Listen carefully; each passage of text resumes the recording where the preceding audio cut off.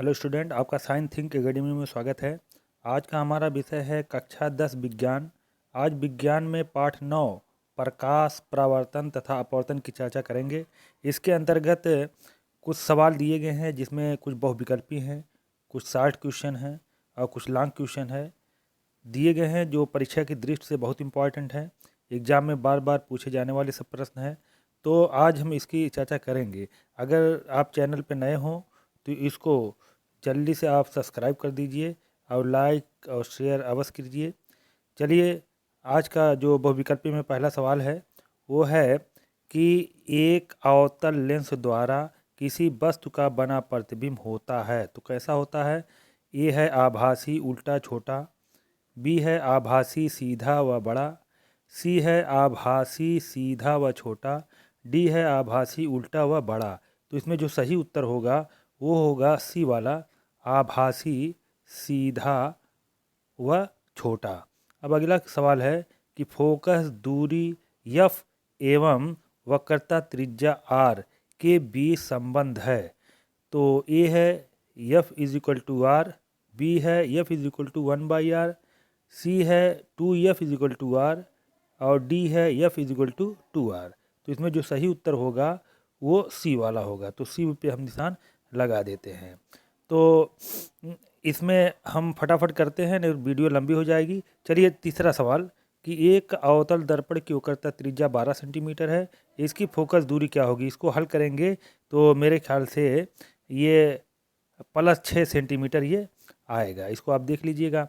फिर अगला है कांच का अपवर्तनांक अधिकतम होता है। तो कांच का अपवर्तनांक अधिकतम किस में होता है।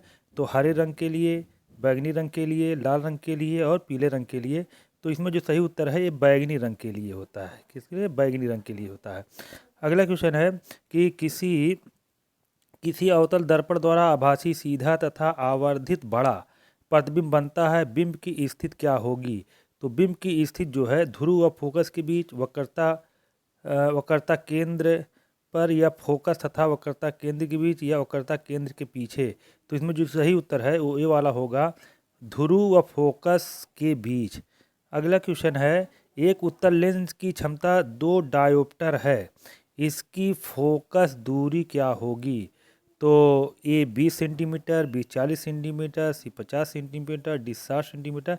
लेकिन अगर इसको हल करेंगे तो 50 सेंटीमीटर आएगा, तो इस वजह से ये सी वाला ये सवाल सही हो जाएंगे। अगला क्वेश्चन है कि चंद्रमा से देखने पर आकाश दिखाई देता है। ये इंपॉर्टेंट क्वेश्चन है, इसको आप लोग कमेंट में बताइएगा। इसका उत्तर आप लोग कमेंट में दीजिएगा। चलिए, अगला क्वेश्चन अगला है 50 सेंटीमीटर फोकस दूरी वाले उत्तल लेंस की क्षमता क्या होगी। तो 50 सेंटीमीटर फोकस दूरी की उत्तल लेंस की क्षमता जो है ये -2d और +2d और +0.2d और -0.2d। तो इसमें अगर उत्तर देखा जाए तो ये बी वाला सही हो जाएगा, +2d। अगला सवाल है आकाश का रंग नीला दिखाई देता है। अभी पीछे आ चुका है। आकाश का रंग नीला दिखाई देता है तो किसके कारण।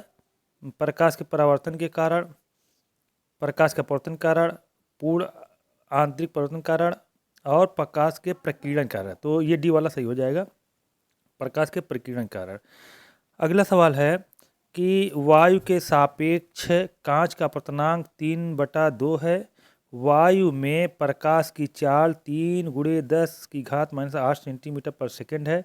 कांच में प्रकाश की चाल ज्ञात कीजिए। ये सूत्र होते हैं, सूत्र पर रख देंगे, सवाल आ जाएगा। इसका हम डायरेक्ट उत्तर बता दे रहे हैं, ये बी वाला उत्तर होगा, 2 × 10⁸ मीटर पर सेकंड।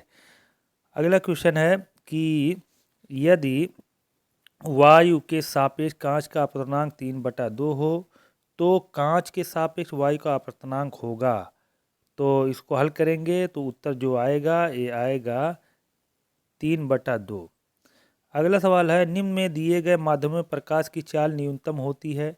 तो किसमें? जल में, हीरा में, कांच में, केरोसिन में। तो सबसे न्यूनतम जो होती है वो हीरे में होती है। हीरे पर निशान लगा देंगे। अगला सवाल है कि एक गोली दर्पण की वक्रता त्रिज्या 30 सेंटीमीटर है, इसकी फोकस दूरी होगी।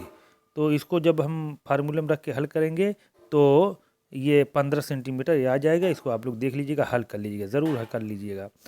अगला है कि वक्रता त्रिज्या का मात्रक होता है। तो वक्रता त्रिज्या का मात्रक जो होता है ये मीटर नहीं, सेंटीमीटर ये भी नहीं, मिलीमीटर ये भी नहीं, और डी इसमें से कोई नहीं। हाँ, तो इसमें कोई नहीं होता है, डायरेक्ट से निकाल लगा दीजिएगा।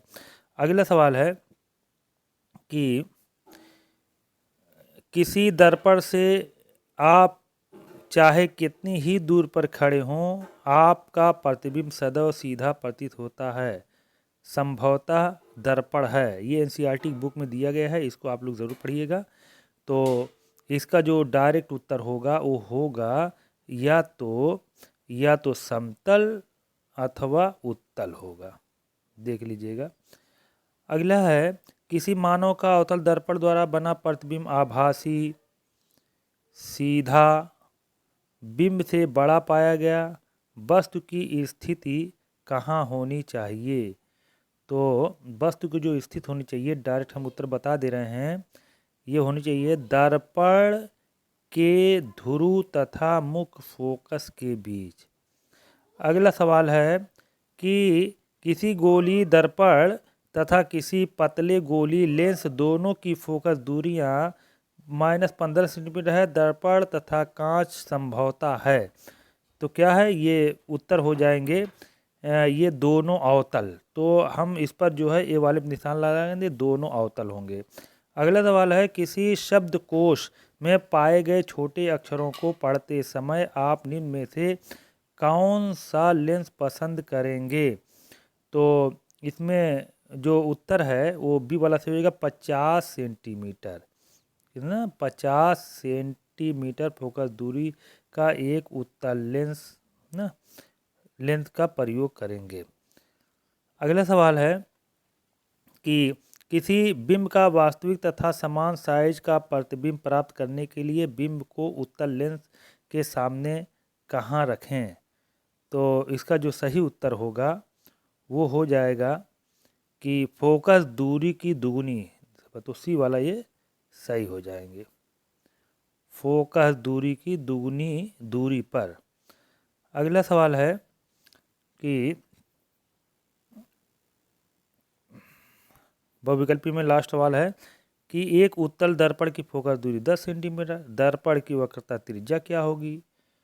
तो अगर हल करेंगे तो मेरे ख्याल से 20 सेंटीमीटर आनी चाहिए, ये 20 सेंटीमीटर होगी। अब देखिए कुछ लॉन्ग क्वेश्चन है, लघुत्तरी और लॉन्ग क्वेश्चन कुछ न्यूमेरिकल दिए हैं, इसको भी हम फटाफट पढ़ दे रहे हैं। इसको आप लोग अपने घर पर हल कर लीजिएगा। इसमें से सवाल ज़रूर पूछे जाते हैं, कोई ऐसा प्रश्न नहीं है जो बोर्ड में किसी न किसी सन में ना आया हो। तो चलिए, पहला का है कि एक उत्तल दर्पण से किसी वस्तु का आभासी प्रतिबिंब प्राप्त करने के लिए किरण आरेख बनाइए। इस दर्पण का कोई एक उपयोग लिखिए। इसको देख लीजिए, इंपॉर्टेंट सवाल है। अगला, प्रकाश के अपवर्तन के नियम क्या है? बार बार पूछे जाते हैं, 1 नंबर 2 नंबर में पूछे जाएंगे। गोली दर्पण की फोकस दूरी व वक्रता त्रिज्या के संबंध का सूत्र लिखिए। अगला सवाल है कि एक अवतल दर्पण से फोकस तथा वक्रता केंद्र के बीच स्थित वस्तु के प्रतिबिंब का किरण आरेख बनाइए तथा प्रतिबिंब की प्रकृति तथा उसका आकार ज्ञात कीजिए। ये सब देख लीजिए, बहुत इंपॉर्टेंट सवाल है। अब घ वाला देखिए है कि प्रथम मुख्य फोकस तथा द्वितीय मुख्य फोकस के मध्य स्थित वस्तु का उत्तल लेंस द्वारा प्रतिबिंब का किरण आरेख खींचिए। ये 2022-23 में ये सब पूछे गए हैं। अगला है दूसरा का कि लेंस की क्षमता से आप क्या समझते हैं? समझाइए। और स्वच्छ आकाश का रंग नीला क्यों दिखाई देता है? ये कई बार सवाल पूछे गए हैं, इसको आप लोग याद कर लीजिएगा। अगला है एक उत्तल लेंस आवर्धन लेंस के रूप में कैसे प्रयुक्त किया जाता है? किरण आरेख खींचिए, देख लीजिएगा। अगला है लास्ट सवाल है कि ये न्यूमेरिकल है, एक न्यूमेरिकल पूछे जाएंगे इससे, वो भी 5 नंबर में। तो एक अवतल दर्पण के सामने 5 सेंटीमीटर दूरी पर एक वस्तु रखी है।